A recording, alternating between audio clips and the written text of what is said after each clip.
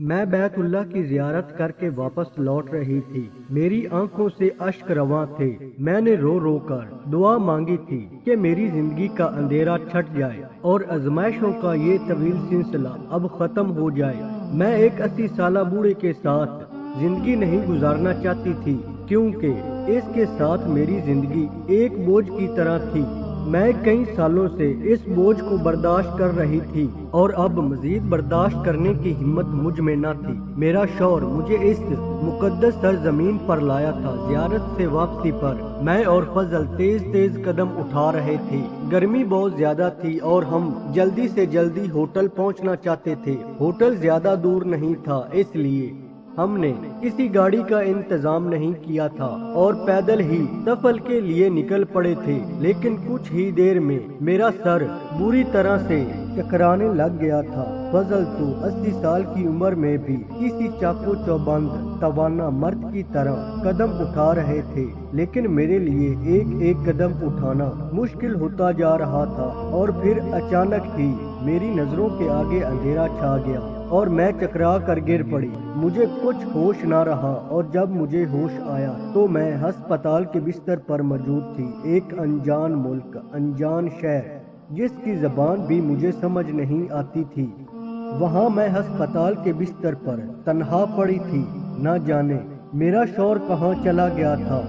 खुद को अकेला पाकर मेरी जान निकल गई थी। मैंने नर्सों से बात करने की कोशिश की तो वहाँ तकरीबन सभी लोगों को अरबी जबान आती थी और मुझे बिल्कुल भी अरबी नहीं आती थी, इसलिए मैं और परेशान हो गई थी। मेरी समझ नहीं आ रहा था कि मैं क्या करूं, अपने शौहर को कैसे ढूंढूं, कैसे राब्ता करूं।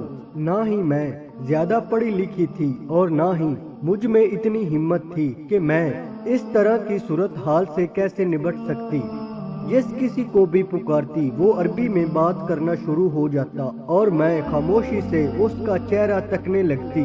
मेरी आंखों से खुद ब खुद आंसू बह रहे थे। मैं तो खुदा के घर की जियारत के लिए आई थी, लेकिन मुझे क्या मालूम था कि मैं यहाँ आकर अपने शौहर से ही बिछड़ जाऊंगी। मेरी हालत ऐसी थी जैसे काटो तो बदन से लहू नहीं। दिल सूखे पत्तों की तरह कांप रहा था और आने वाले वक्त की फिक्र में मेरी जान निकल रही थी। मैं सच्चे दिल से खुदा से दुआ मांगने लगी कि मेरे लिए आसानी कर दे और मेरी सारी मुश्किलात हल हो जाएं। मैं ये सोचकर ही हलकान हो रही थी कि अगर फजल मुझे ना मिला, वो अस्पताल ना आया तो मेरा क्या होगा। मैं कहाँ जाऊंगी, किससे फरियाद करूंगी। मेरी जिंदगी बड़ी ही मुश्किलात वाली गुजरी थी और हज के नाम पर मैं बहुत ज्यादा खुश थी कि जिंदगी में कुछ तो अच्छा होने जा रहा है। लेकिन मुझे मालूम नहीं था कि यहाँ भी आजमाइशें मेरी मुंतजिर हैं।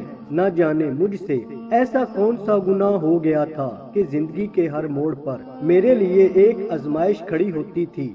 यहाँ आकर भी ये आजमाइश मुझ पर आन पड़ी थी कि फजल का कोई अता पता नहीं था और मैं बेयारो मददगार थी।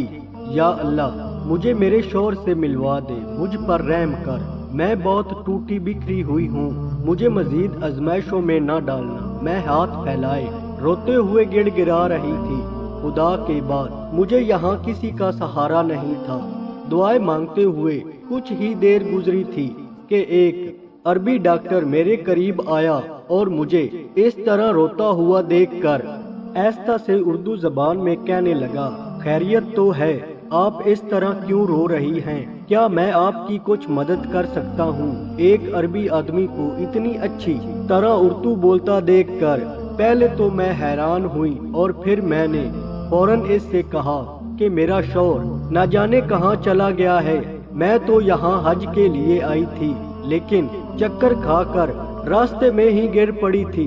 शायद गर्मी बहुत ज्यादा है और मुझसे गर्मी की शिद्दत बर्दाश्त न हो सकी। लेकिन इसके बाद क्या हुआ मुझे कुछ याद नहीं। मैं अस्पताल कैसे पहुंची हूँ और मेरा शौहर फजल कहाँ है, मैं कुछ नहीं जानती। मेरे पास ना ही सामान है और ना ही कोई कागजात। मेरे कांधे पे एक छोटा सा बैग था जिसमें मेरा पासपोर्ट और जरूरी दस्तावेज थे, वो भी अब मेरे पास नहीं। मैं किस तरह अपने शौहर को तलाश करूंगी और कैसे राब्ता करूंगी, मुझे समझ नहीं आ रहा। मेरा शौहर को ढूंढ कर ला दें या मुझे मेरे शौहर के पास भेज दें, इसके सिवा मुझे और कुछ नहीं चाहिए। मैं इसके आगे हाथ जोड़कर भीख मांगने लगी। मुझे इतना ज्यादा परेशान देखकर वो अरबी डॉक्टर कहने लगा, बीबी आप परेशान ना हो, अगर आपके शौहर आपको यहाँ लेकर आए हैं तो वो खुद ही आपसे मिलने के लिए आ जाएंगे। हो सकता है किसी जरूरी काम से निकला हो, आप शाम तक उनका इंतजार कर लें। तब तक मैं नर्सों को आपका ख्याल रखने के लिए कह देता हूँ। आपका बीपी लो है और आपको आराम की जरूरत है। इसने मुझे तसल्ली दी और कहा कि वो शाम को फिर चक्कर लगाएगा और अगर फजल जब तक ना आया तो वो मेरी हर मुमकिन मदद करेगा। एक अरबी आदमी की मदद का सुनकर मुझे तसल्ली हो गई थी, क्योंकि इसे तो यहाँ की हर बात मालूम थी और यकीनन वो फजल को तलाश कर देता। लेकिन हैरानी तो मुझे अपने शौहर पर थी, जो मुझे छोड़कर न जाने कहाँ निकल गया था। मैंने कभी फजल को इतना लापरवाह नहीं पाया था। शादी से लेकर अब तक वो मेरी हर छोटी से छोटी बात का ख्याल रखता था। ये मैं ही थी जो उसे कभी शौहर का दर्जा दे नहीं पाई थी, क्योंकि इसकी और मेरी उम्र में जमीन आसमान का फर्क था। मैं सिर्फ 22 साल की थी, जबकि वो 80 साल का बूढ़ा आदमी। आज तक मैंने इससे जान छुड़वाने के लिए हर हरबा आजमाया था, लेकिन आज जब वो अनजान मुल्क में मुझसे बिछड़ गया था तो मैं हद से ज्यादा परेशान हो गई थी और मुझे ऐसा महसूस हो रहा था जैसे उसके बगैर मेरी जान निकल जाएगी, क्योंकि वो जैसा भी था मेरा शौहर मेरा मुहाफिज था।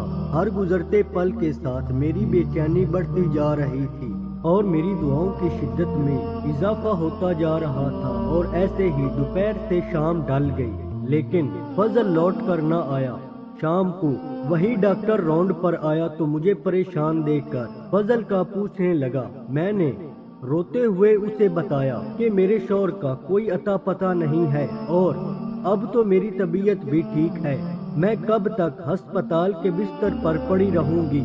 वो कुछ सोचकर कहने लगा, आप मेरे साथ मेरे घर चले, मैं आपका ख्याल रखूंगा और साथ ही आपके शौहर के बारे में मालूमात हासिल करने की कोशिश करूंगा, ताकि जल्दी से जल्दी आपको इन तक पहुंचा दूं।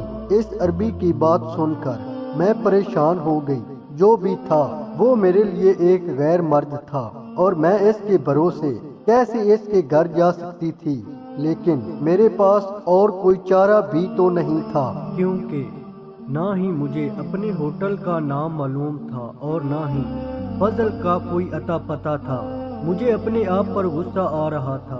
एक अनजान देश में आकर मैं एक होटल का नाम तक याद न रख सकी। अगर मुझे होटल का नाम ही मालूम होता तो वो अरबी डॉक्टर मुझे किसी न किसी तरह इस होटल तक पहुंचा ही देता। मेरे सामने ही उस अरबी डॉक्टर मिसबा ने अस्पताल के हमले को हिदायत की कि अगर मेरा शौहर मुझे ढूंढता हुआ यहाँ आए तो फौरन उससे राब्ता करे, और मुझे लेकर वो अपने घर चला आया। इसका एक बहुत ही खूबसूरत आलीशान सा घर था। इसने एक कमरा खोलकर मुझे दिया और कहने लगा, आप परेशान ना हो, यहाँ सुकून से रहें, आपको कोई तकलीफ नहीं होगी। आप इस वक्त तक मेरी मेहमान हैं, जब तक आपके शौहर फजल की कोई खबर नहीं मिल जाती। मैंने आंख बंद करके उस अरबी डॉक्टर की बात पर यकीन कर लिया था। मुझे क्या मालूम था कि इस दुनिया में कोई भी काबिल भरोसा नहीं रहा। वो अरबी मुझे छोड़कर जाने कहाँ चला गया था। मैं खामोशी से उस कमरे में बैठ गई। मेरा दिल खून के आंसू रो रहा था। ये भी मुझे ही देखना था कि जब मैं अपने ही शौहर को खो बैठी थी।